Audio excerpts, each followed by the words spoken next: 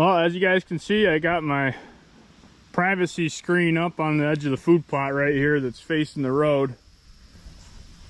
It's kind of see-through. I didn't really mention that online, but I think the thing to do would be to just, this stuff's really cheap. I'd get 2 layers or 2 of them and just double layer it, and then it'd be totally gone. It's just something to kind of shield the deer that they're going to be out in the food plot from the road right there. There's about 5 million people that come spotting down this road every night and just sit here and will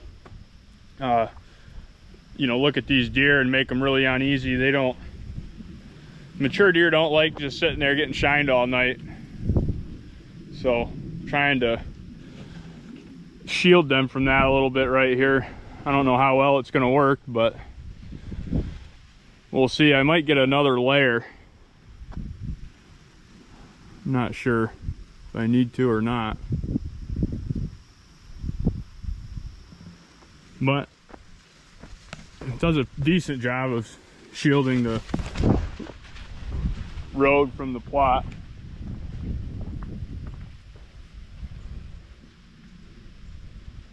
I just drove fence posts in and put a few extenders on it and stapled them. Food plot's coming up pretty nice out here, really. Got good spacing in between each plant. It's important. You really got to be careful about overseeding with this stuff. But I think we did a pretty good job out here by the looks of things, so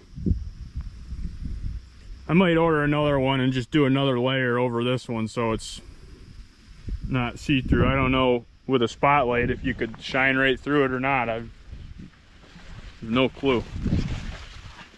Might have to see how that works. I don't know.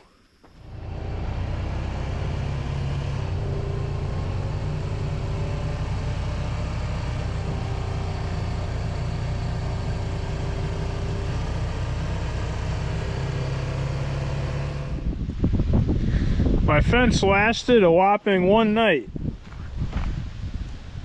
My fence post snapped right off.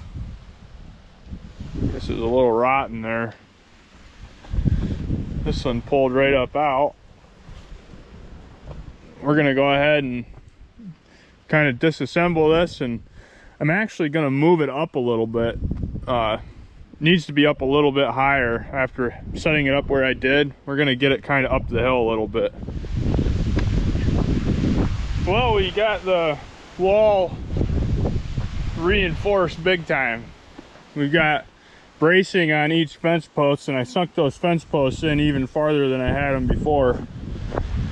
Today's a really windy day. You can see how the wind doesn't go through there very good, but I've got them braced pretty thoroughly now.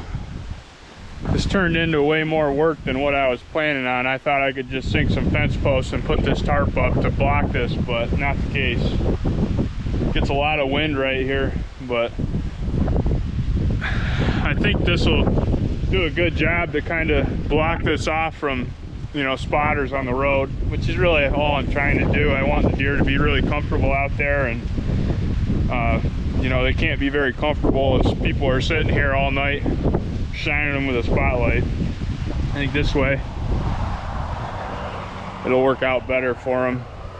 Eventually I want to take and plant just rows of pine trees right up the whole entire roadside and block all this off from the road. I think that'll be ideal. I probably wouldn't be able to enjoy it much in my lifetime, but the next generation might. So it makes you realize you got to be really thorough with your screening. You know, I thought by planting this corn I'd create a good screen, which I did when Carl and I did this, but we needed to come and do another angle this way to block these holes off, and now I know that for years to come. That just didn't cut it all the way like I wanted to, but now, you know, the food plot's pretty well cut off. Come around the corner here and there it is.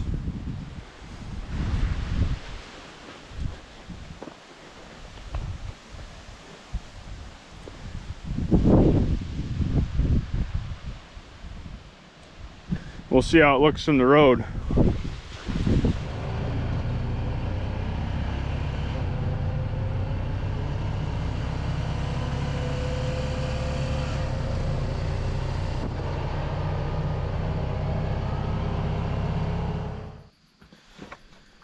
We're back up here at the stump 2 at our upper farm piece, and I'm gonna go ahead and connect this earth anchor. I haven't got it connected yet with that cable. It's hooked to the bottom. I sunk stakes in each corner, so that's obviously been enough to hold it down, but if there's a hurricane force winds, you'd want that cable connected.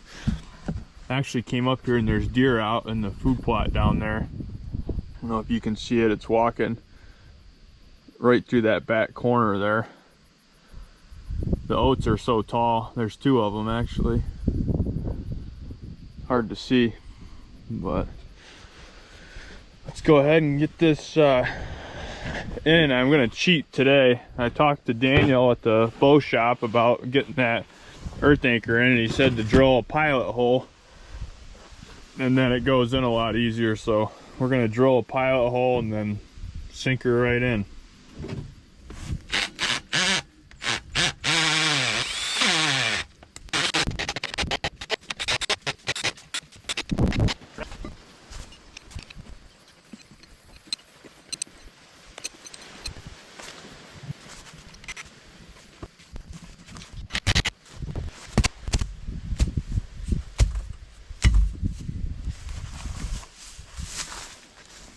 We got the earth anchor in nice and tight. Let's go down and I'll show you the food plot and show you how this brassica is coming up here. This is right where that deer had come out while we were up there in the banks. Oh, there's a deer right there. I don't know if you guys can see it, but a deer just came out right there in the brush hog path up there. But anyways, we planted these oats as a cover crop. There's 4 different varieties of clovers that are growing in here. I'll step out in here so you guys can see. Geez, look at the path. This is right where that deer was. It walked right, there's a path going right through the oats right here, going over to those apple trees.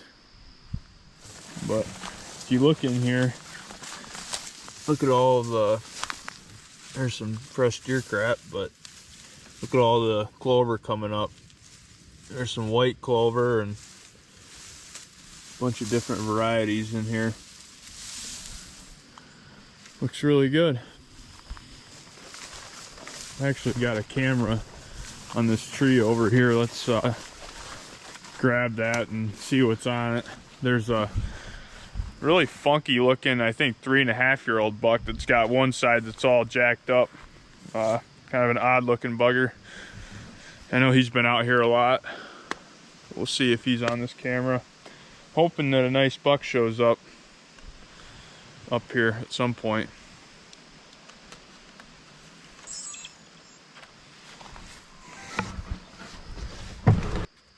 Okay, let's see what we got.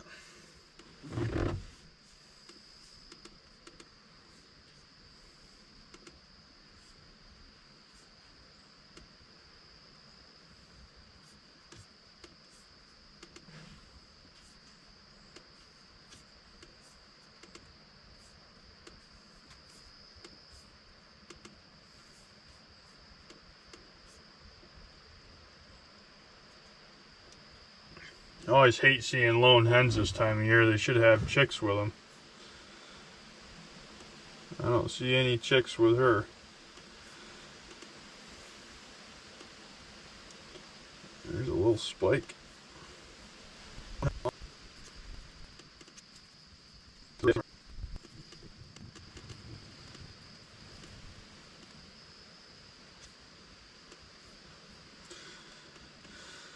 Not anything to be excited about on there. That is for sure. This is just under an acre brassica food plot up here that we planted up high, and this is all coming up pretty good. as you guys can see. Having a little grass come up with it, but it's not a problem really. Once this really takes off, it should pretty much choke out everything else in here. So we'll see. It's all coming up. It looks like the deer have been nipping at it over here a little bit, but you'll have that. We're over here to the soybean plot. These were real world soybeans that I got from the archery shop, and they took an absolute beating from the deer, and they continue to. There's been, you know, just deer out here every night hammering them, but they really came around the last 3 or 4 weeks here. It's kind of weird. When I planted this, when I was either going down the hill with the planter or coming up the hill with the seeder, it wasn't the soybeans weren't coming out of the chute. So you've got, you know, the row where I came up or down, and then the next row where I went down where nothing got planted. So what I did was come in here with a brassica mix from Whitetail Institute, and I planted all that the last week of July, and it's all growing really, really well. So all these open areas, the brassica is coming up really, really nice. I mean, you can see how green it is right down that row right there, and then over here as well. Brassica is coming up really nice in there, so it's kind of unique. I've got soybeans, brassica, soybeans, brassica, all the way across the end of this plot here. So I'm kind of impressed with how that's doing. The soybeans are just taking an absolute beating though by the deer. Look at the browse pressure. You can't find a single plant that hasn't been nipped off. Just about everywhere. But there'll be food out here nonetheless. This isn't really a food plot that we hunt over. It's just kind of a fun food plot to have with the house being right there to watch, and it's nice to try to hold those deer in there. There's a strip food plot that's all clover this year that you can see from up there. If they're bedded in here, there's a good chance they go through that strip and we get a good beat on them. So I'll go over and show you this 1/4 acre brassica plot I planted right over here on the corner. Show you how that's doing. But this is doing pretty good. There's everywhere there's dirt, there's little rape and turnips and brassicas, all kinds of stuff coming up.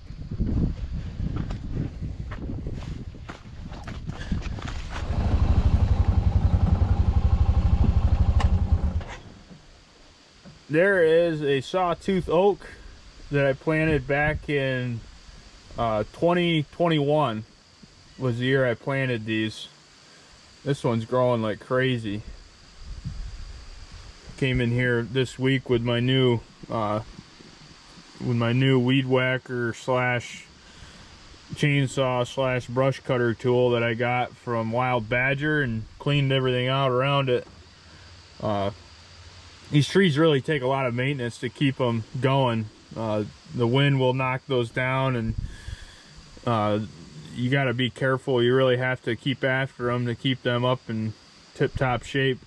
Take the tubes off every spring and clean out around the base and make sure there's nothing you know, going on in the tube with other plants wrapping around them. It's really a lot of maintenance. You think that you can't just plant one of those trees, put a tube on it, and think you're going to come back 10 years from now with a big tree. It's not the case at all. It takes a lot of work and a lot of maintenance.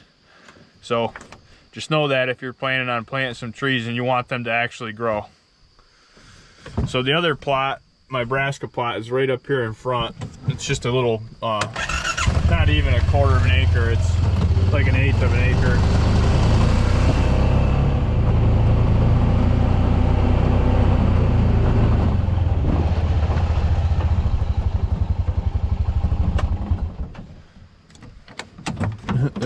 a deer standing right there. Or two of them.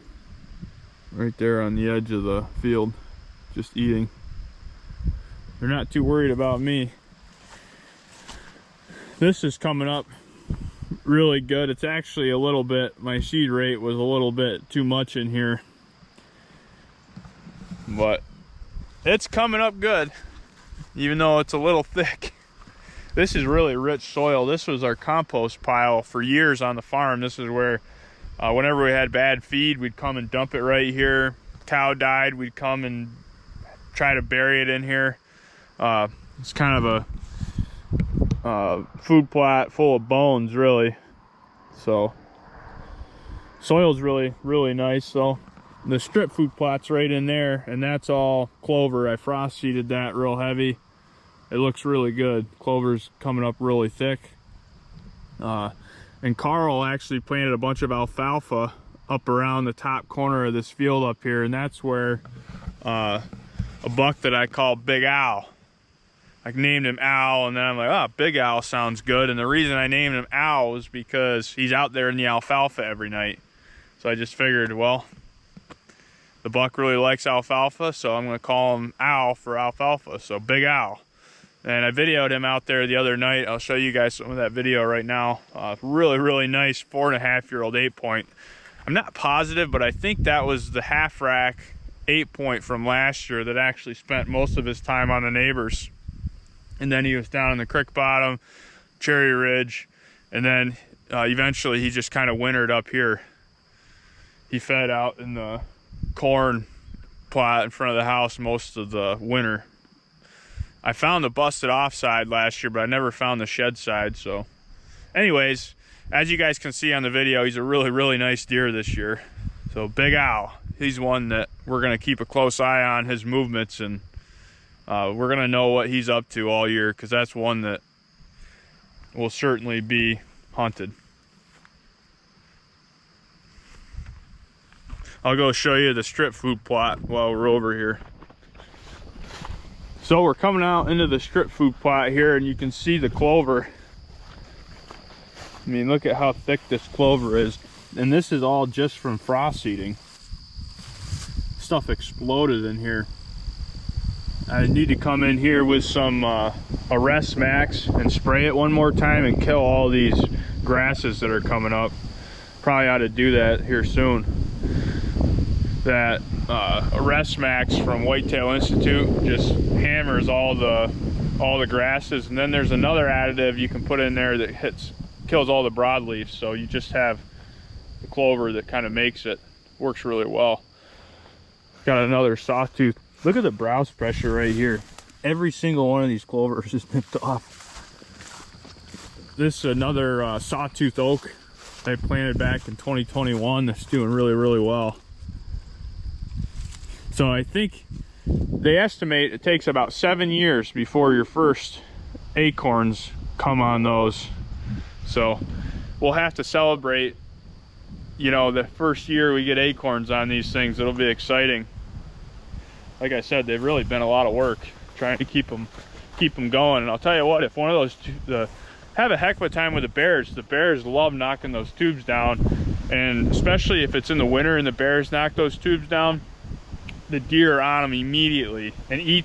They literally eat the whole tree, bark, the stems, everything. I'll show you guys some of the alfalfa in here. Carl had it in the cedar with his outside couple passes here. It's really noticeable. So this is all alfalfa right here.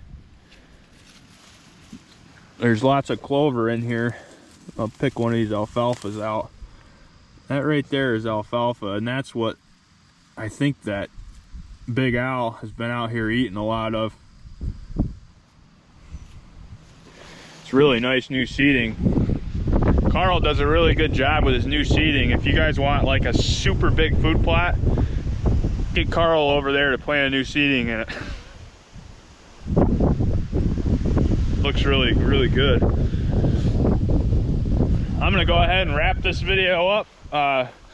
I'll do another update video on the food plots down in Cherry Ridge, the one that I have back in the woods, that half acre, and then I'll show you the food plots in the pastures as well a little bit. You've seen them when I put the screen up in the beginning of this video, but we'll take a walk around. I'll show you a little bit better. Those look really, really good. My seed rate was right on the money. A lot of those plants have a little room. Those are gonna be some really, really good food plots, so I'm excited about that. But appreciate everybody watching. We'll see you on the next one.